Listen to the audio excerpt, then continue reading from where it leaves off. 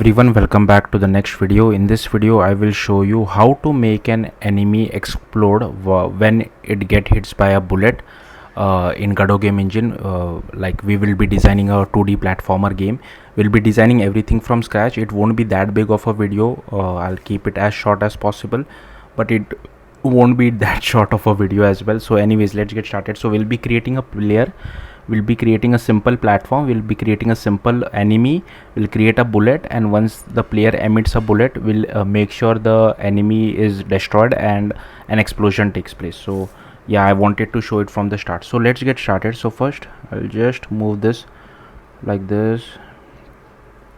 Okay, so first let's just create a character body 2D for our player. I'll name this as player as well. I'll command S to save. And a few more things, I have just added few assets. One is for bullet, one is for enemy death, one is for our player, and one is for our snail, which is the enemy as well. So once we take our player, let's take a sprite 2D, then let's take a collision shape 2D as well, and inside the sprite 2D we can just drag and drop our player, something like this. And here inside I'll just click on this. Let's go to not offset, MMB animation. Yeah, so here you can see I have almost, I guess, 19 it is kind of like a sprite sheet kind of thing. So there are 19 total different animations for our player, but I'll keep it simple. So for H frames I'll just enter it as 19, and for the current frame I'll just enter it as 14, which is the idle animation. Okay, then I'll just take a collision shape. I'll just zoom this in a little bit, and here I can just take a capsule shape. Okay, I'm facing some issues. I'll just make this a little bit smaller, and I'll move it over here. I'll command S to save it as well, and here I'll attach one script to this as well. Before that I'll take one camera, and let's just increase its size to zoom size to 3. Okay, if you want you can take an animation player as well. I don't want to go into that now. Let me just quickly copy some code and come back. Just expand this a little. So here I have defined a class name as player. We are getting hold of our sprite 2D. I've defined some gravity, jump speed, and run speed as well, and inside physics process we are just assigning a velocity.y, and if it is on floor, I have using the default action, the UI up, UI left, and UI right are present by default in Godot Game Engine, at least at the time of me recording in Godot 4.4. So I don't need to create a custom action. So if you want, you can create custom actions as well. So once I press the up arrow key, it will jump and it will move left and right depending on the left and right arrow key which you press. So that's all we are doing over here. All right. So yeah, that's it on the player side. Now let's create one more scene. I'll create a 2D scene. I'll name it as game. Okay, I'll command S to save, and here I'll first add our player. I'll just go to this 2D scene as well, and here I'll just add one tile map as well, tile map layer. Okay, then one thing which I forgot, go to project settings at the top, and here just search for 2D physics, and here I'll just name it as platform. Okay, platform. I'll close to save, then go back to our player one more time. Go to over here, go to collision, make sure you uncheck this one, command S to save, control S, or if you are using Windows. Then here is our tile map layer. Let's just go and new tile set. Here I'll select this. Here I go to physics layer, click on add element. I'll uncheck this as well. Then I'll go to tile set over here. Then here I'll just did I forgot to include that particular asset? Yeah, I think I forgot to include. Let me quickly add that asset of tile map as well. Yeah, I have added one image as well for our terrain. So I'll just drag and drop it over here. I'll click on yes over here. Then I'll just expand this, go to tile map. Go to tile set itself. I click on paint, click on select property editor, click on physics layer 0, and here you can select what tile map you want to use. So I'll just select this one, and this one. Then I'll go to tile map. I'll select the paint tool.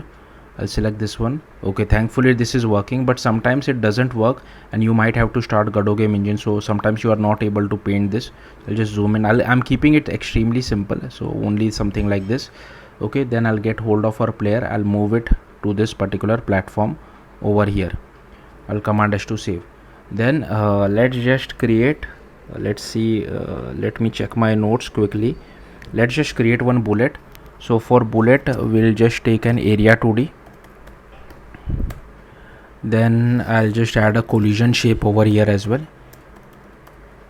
collision shape 2D.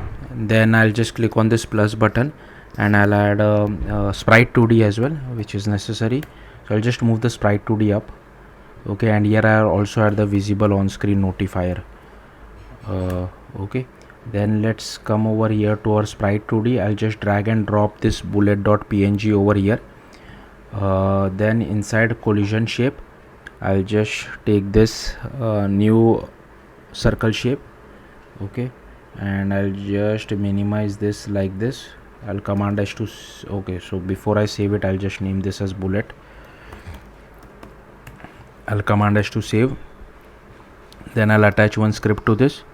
Again I'll quickly copy, before I copy paste it, let's go to visible on screen, and here I'll just enter the screen exited signal, because we want to destroy the bullet as soon as it exits the screen, in case if it doesn't hit an enemy. Here I'll just add this particular bit of thing. Okay, I'll just expand this. I'll remove this one because I already have it a speed as well as direction, and depending on the position we are just changing the depending on the direction and speed and delta, we are just changing the position. And inside on visible on screen we can just do Q free. I'll just do command S to save. Okay, so that's done. Now let's go back to our player script, and here you need to add this @export var bullet underscore scene colon pack scene. Command S to save. Okay, then inside process function I'll just add one more line of code. I'll just add this empty space so that you can see it properly. So here we can just do something like this: if input dot is action just pressed, and here I'll just add this UI underscore action. I think UI underscore accept, sorry, not action X. So this is again is a default signal or action present in Godot Game Engine. So this gets triggered once you click on the enter key. Okay, and here I'll just call this method called shoot bullet. Okay, now here I'll just go back to our player, go to inspector, and here just drag and drop our bullet scene. So bullet.tscn. Okay, I'll just drag and drop it over here. Then we need to create this function. Again I'll just copy paste this function and come back. See, we have this method called shoot bullet. So here we instantiate our bullet, we set the position for our bullet using this global position of our player, and here is the direction as well.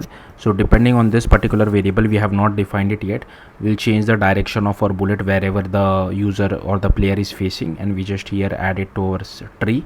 So for this we can just define one variable called bullet direction equal to false at the start. Okay, and depending on this, here we can just do bullet direction equal to whatever is this value. Just copy this and I'll paste it over here. Alright, so this is done as well.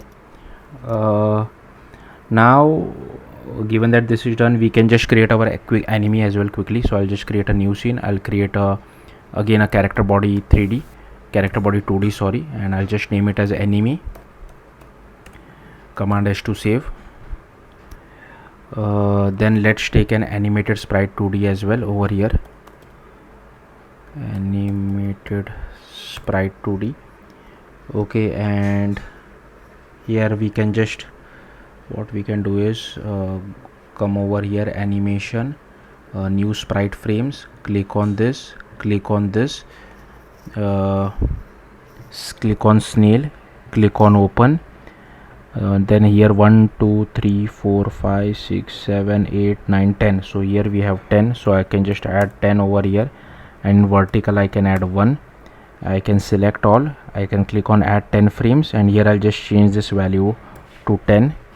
Okay, I'll just click on this autoplay as well. So if I just quickly show it to you, here you can see if I play it here, this is the animation for our snail. Okay, command S to save. Then let me quickly add a collision shape as well. and here we can just add a new, I guess, a capsule shape or rectangle shape would be fine. Not a big deal. Just add. We won't be adding any code for our player or for our enemy, sorry. So typically you would want the player or the enemy, sorry, to be perfectly it should not be in the air, right? It should fall on the platform if it's in air. So I'm not adding that code. If you want, you can add it. And we'll add a hit area as well, so that once a bullet is hit, so for that I'll just add hit box. Okay. In case of the player, if the bullets hits it, we will know about it. And then I'll add a collision shape as well, and it would be the same thing, rectangle shape. I'll just add it like this. Okay, the same thing. Okay, I'll just make it like this. Okay, command S to save. Now let's go back to our game. Let's just add our enemy as well over here, and here is our enemy. Okay, given that it should not be on air, I'm just placing it like this. Okay, I think we should have expanded the collision shape a bit, but yeah, that's fine. Okay, now let's create two more files. So I'll just create one file called constants.gd. Okay, I'll create this, and one more file called, I think it is object_maker.gd.